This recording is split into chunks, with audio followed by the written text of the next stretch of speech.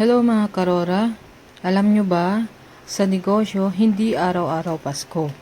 Minsan zero, minsan paldo. At yan ang tunay na business reality.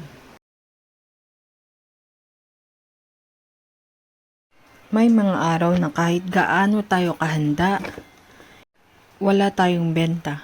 Nakakainis, oo, nakaka-discourage, minsan, pero dito natin masusukat kung gaano tayo kadedicated sa ginagawa natin.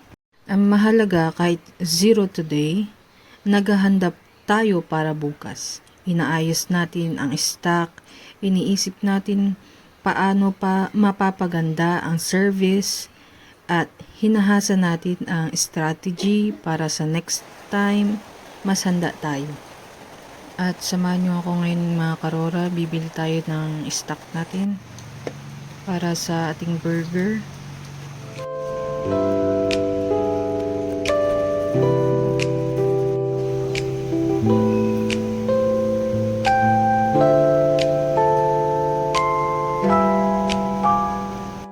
Kaya mga karora, huwag panghinaan ng loob.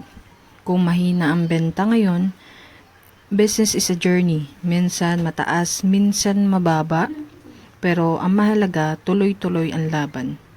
Comment nyo nga mga karora kung ilang araw kayong nagkaroon ng zero sales this month para malaman natin lahat na hindi tayo nag-iisa sa laban na ito. That's it for today mga karora. Ingat!